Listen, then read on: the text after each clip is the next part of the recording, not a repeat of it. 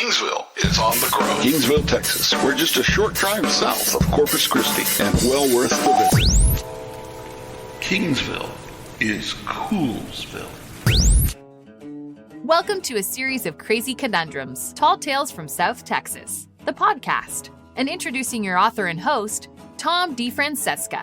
Tell us a good story, Tom. I'll try, Shirley. Thanks for the great introduction. Welcome to my inaugural podcast of a series of crazy conundrums, tall tales from South Texas, where I'll spin yarns mixing real life in with fictional events, and hopefully you'll be entertained. The city of Kingsville was established way back in 1904 because of the railroad, and it's had lots of time to build up a rich history. And with a still quaint downtown that thrives close by the 1904 Train Depot Museum, it's a great place to visit and explore. By the way, after I tell you my first tale, I'll be introducing you to a Kingsville band and playing one of their great tracks. So sit back and hang tight, and I'll be right back after a brief message to tell you my first tall tale. Come in and browse a while. You're always welcome at the Novel Blend Bookstore. Shop our selection of used books, unique gifts, featuring work by local artisans, and a variety of vintage vinyl albums. The Novel Blend is also a gathering place with comfy surroundings, hot and cold beverages, live music in the warehouse. Located in historic downtown Kingsville, the Novel Blend Bookstore. We're here to make you smile. Just a few months back, as I was sitting in the soda fountain area of Harold's Kingsville Pharmacy and drinking a cup of coffee, I was giving a lot of thought to the history of that fine establishment. I mean, the walls, ceiling, and floor all ooze history and character. The very same family, the Harolds, have owned and operated that place for over 104 years now. Located in the heart of historic downtown Kingsville, the pharmacy is nestled amongst several unique boutiques, shops, and cafes. Nick Harold's place is a hidden gem. There are employees at Harold's who have worked there for decades, including one old-timer who's been there for over 50 years. He's now dispensing medication to the grandchildren of folks he served way back in the day. So anyway, as I was sitting at the table by myself waiting for Nick to join me, we had previously arranged to meet there at 2 p.m. Nick suddenly walked into the room as pale as a ghost, and he had a most curious look on his face. "Tom, how did you get down here so quickly?" he'd asked. "Well, I walked down here from the bookstore, but it sure wasn't fast. You know how my legs are." "Why do you ask?" I had replied. Nick had cocked his head a little and then had reached up and stroked his amazing handlebar mustache. That's as white as snow. "I mean, how did you get from the old pool hall upstairs to back down here without me seeing you leave? And why did you leave?" he'd asked. It was then suddenly my turn to have a strange look on my face. "Nick, I've never been up there in that old pool hall before. That's actually why I had arranged a meeting with you here today. I only just learned about the place yesterday while doing some internet research, and I had some questions for you," had been my response. Nick had stepped a little closer to the table and had then sat down across from me. "Tom, I don't know what to say. I found you at this table at 2 o'clock, just like we had agreed upon earlier. You had asked me some questions about the pool hall, and then I'd asked you if you wanted to see it, and you were quite enthusiastic about doing just that," Nick had offered. I had responded with, "But Nick, that didn't happen. There's not even enough time for that to have happened. I mean, it's got to be just a little after." I'd started to look up at the clock on the wall, and it had read 2:30, and that fact had really startled me. I had then looked at my watch, but it read 2:10. So then I'd whipped my cell phone out of my pants pocket, and it had read 2:30. What the heck was going on here? I'd asked myself. Nick was still giving me a funny look, and I had to explain to him about the time differences. He asked to see my watch, so I pointed it in his direction. "Interesting," was all he could say with a twinkle in his eye. Nick had the look on his face that maybe he was being set up for a prank. "Nick, can we just go on up to the pool hall now?" I'd asked. "When we get up there, you can tell me what you think happened." I'd been counting on that maybe Nick would trip up on the facts, and I'd catch him in the middle of his attempt to pull an elaborate prank on me. "All right," he had replied as he stood to his feet with a concerned look on his face. We had walked silently together to the front door of the pharmacy, and then out onto the sidewalk that runs east and west along Clayburgh Avenue, Kingsville's Main Street. Nick didn't really have much to say then. It was a beautiful afternoon on that day, and the humidity was unusually low, which had made things very pleasant. The only unpleasantness that was present on that day was the uneasiness that I was feeling about our conversation that had just transpired. We took a few steps to the upstairs access door, which is normally locked up tight. but I had noticed that it was, in fact, not locked. A simple look at Nick had prompted him to explain. After you suddenly disappeared upstairs, I searched for you everywhere.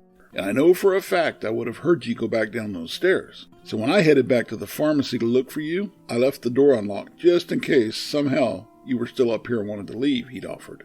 Up until his explanation, I had truly believed that Nick Harrell was attempting to play a joke on me. But suddenly I wasn't so sure. My stomach had started to grow a little nauseous as he had swung the door open and we stepped inside at the base of the stairs.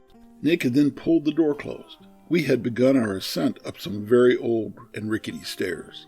In fact, I'd been so unsure of the sturdiness of those steps that I'd placed my feet on the far left and right sides so as to not fall through them. I mean, I'm a big guy. I gotta be careful, and I certainly would have remembered climbing those stairs in the past, if I had. So, Tom, you have no recollection of coming up these stairs with me just a little bit ago? Nick had asked me as if he were playing along with my supposed prank on him. I was getting more confused by the minute. None at all, Nick, I promise, I had replied sincerely. Once we had reached the top of the stairs, I had been amazed at the size of the space. The ancient and thick wooden floor was still intact, once supporting the weight of very heavy pool tables.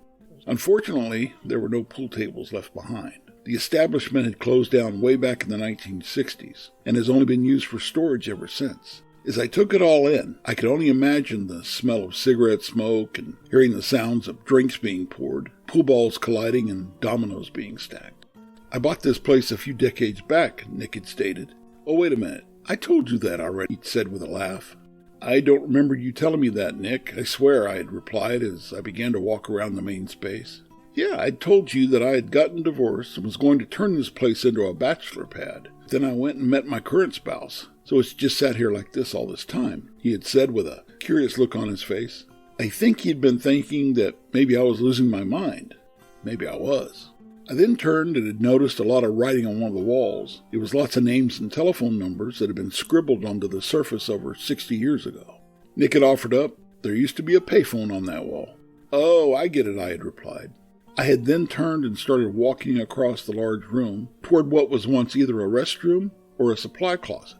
I wanted a better look. I wouldn't go in there if I was you, Nick had warned me with nervousness in his voice. Why, is there a ghost in there or something, I had joked. No, but it's the last place I saw you before you disappeared, he had replied.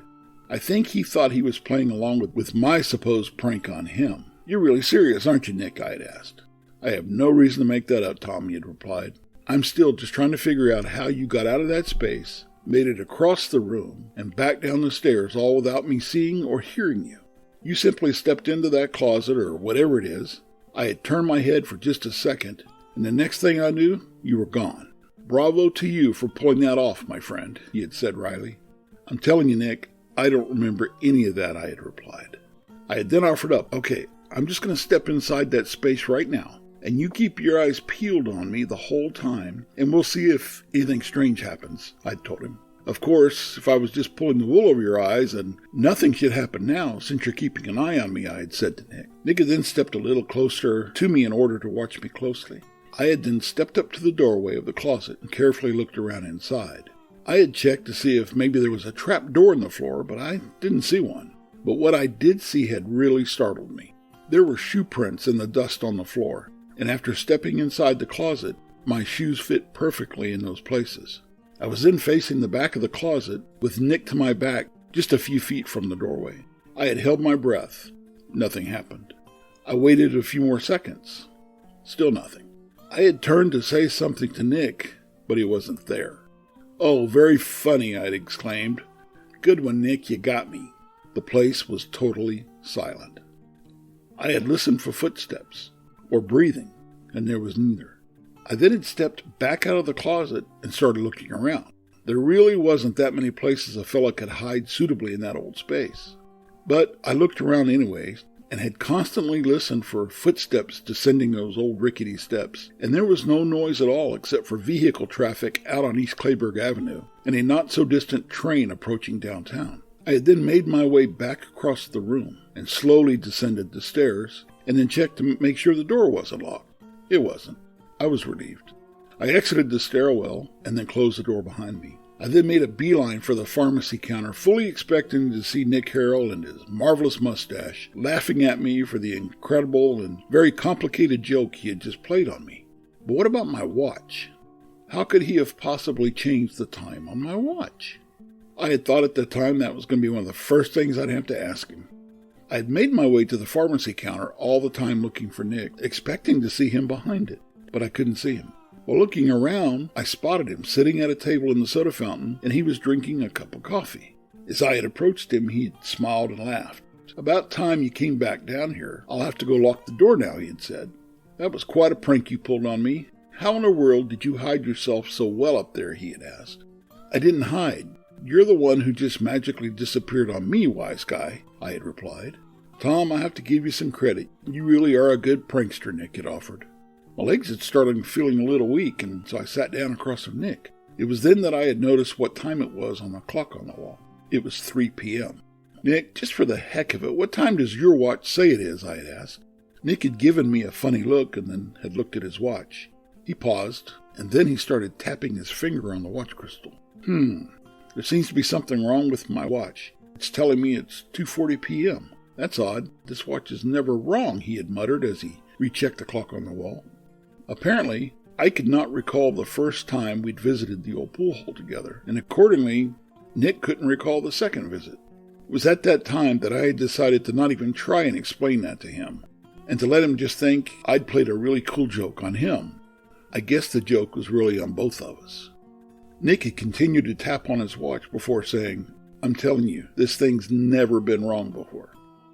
I'll never ask to visit that old place again, and somehow I'm going to have to convince Nick Harrell to stay out of that place as well. And to say there's no excitement in small-town America, well, there's plenty here in Kingsville, Texas. Coolsville." We're going to take a quick break, and when we return, I'm going to feature the music of one of our hometown bands. And let me tell you, there's a lot of musical talent located right here in Kingsville, Texas. Did you know that Harold's Kingsville Pharmacy, located in historic downtown Kingsville, has been owned and operated by the same family for over 100 years? That's right. They'll probably be around for another 100 years because of their service and dedication to our community. Stop by Harold's today. The Salazar Building is a premium wedding and event center located in the heart of Kingsville's historic district. They offer a unique party space in a beautifully restored mercantile store that was built in 1927. The Salazar Building offers a grand outdoor courtyard which features an oversized pavilion and a custom fireplace, perfect for outdoor wedding ceremonies. Urban sophistication meets small-town charm with this special venue. The building also features a beautifully appointed women's dressing area and a restroom as well as a commercial kitchen. Please text or call 512-571-8221. For more information, that's 512-571-8221. You can also contact them via their website at www.thesalazarbuilding. That's thesalazarbuilding.com. We're back, and like I promised, here's a track from Kingsville's own Bo Walker Band, and it's entitled Sweet Melody, and you'll find it on the album entitled Cast Iron Constitution. And after the track plays, I'll provide some background information on the band.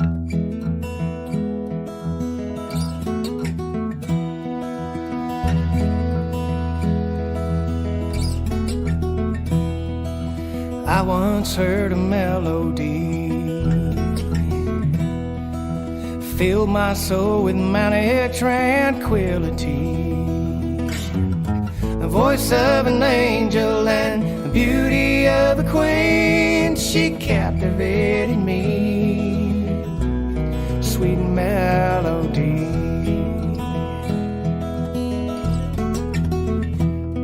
like the sweetest red wine, she filed through my veins, altering my mind and tightening the reins. On a mystical dream wave I took a ride. She was just out of reach on the other side, with the voice of an angel and the beauty of a queen, she captivated me. Sweet melody.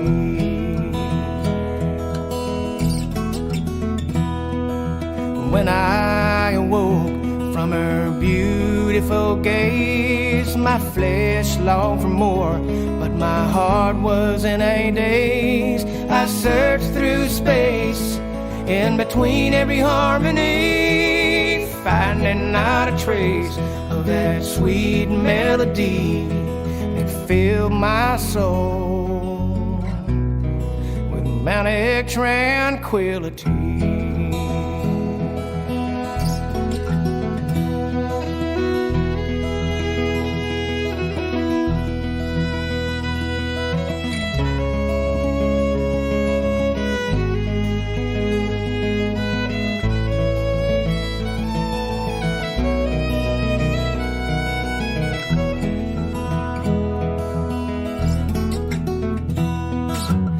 The voice of an angel and the beauty of a queen, she captivated me. Sweet melody. The voice of an angel and beauty of a queen, my heart aches for thee. Sweet melody.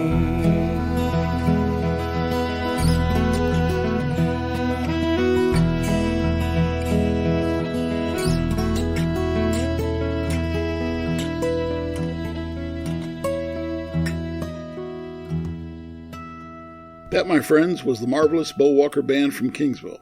They are a country-influenced Texas blues and rock band.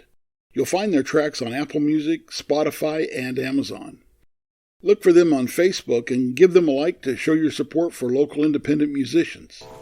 Well, we're going to wrap up this inaugural episode for a series of crazy conundrums, and I'll soon start writing yet another story for next month. Thanks for listening. If you really enjoyed this episode, drop me an email at tomdifran, that's TOMDIFRAN, tomdifran@gmail.com. We're currently in the process of building both a website and a Facebook page, so stay tuned for those announcements. Until next time, I'll see ya.